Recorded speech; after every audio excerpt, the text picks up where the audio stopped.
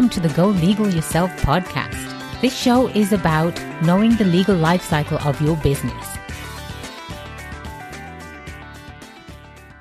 Welcome to the Go Legal Yourself podcast, episode 26. Title, What Should I Do If I Get Sued? I'm your host, attorney Kelly Bagla, the Queen of Business Law. You can interact with us on social media, and please do download our app from your app store.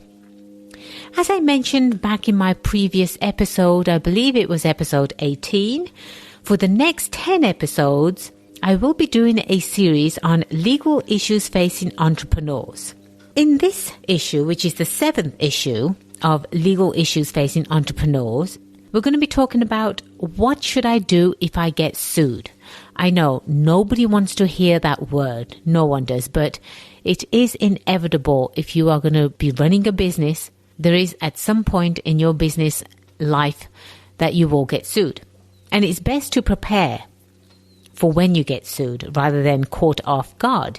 And in the event that your company is sued, it is ideal to try to settle the lawsuit prior to going to court. Now, why would I say that? Well, it gets very, very expensive if you're going to go to court to fight a lawsuit. It is case by case, that's for sure. But if it's something that you can settle out of court, that's highly recommended. An attorney can use their negotiating skills against an adverse party and work towards settling with them and saving your company the risk of going to court and potentially losing your case. So, two major downfalls of actually going to court. One is, again, it becomes very, very expensive. And I know that you have worked really hard for your money, and the last thing you want to do is to go to court and defend and spend a lot of money in defending your case. The second reason why you don't want to go to court is because it becomes public.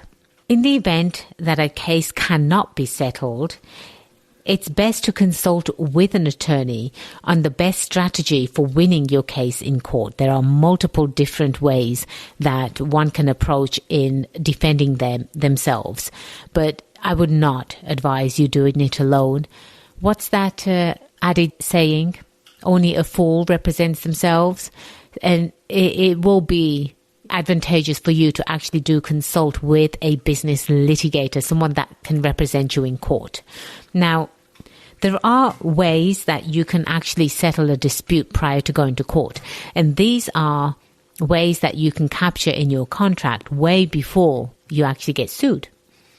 And I've mentioned handling disputes back in, I believe it was an earlier episode where I spoke about what should be in your contract.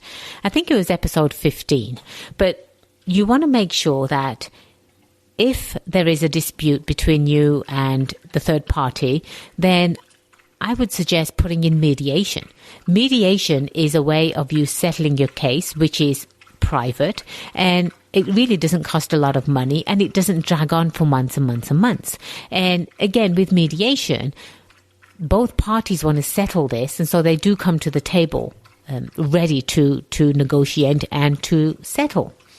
The other way that you can settle a dispute is arbitration. So mediation is more of a relaxed version, if you will, of the law, and you can hire a mediator. You don't have to go to any sort of governing body such as, arbitration. It's basically AAA. It's American Arbitration Association, and you would pick an arbitrator from there. So with mediations, you don't really have to go to a governing body. You can actually do some homework, and both of you can agree upon using a mediator that has experience within that field.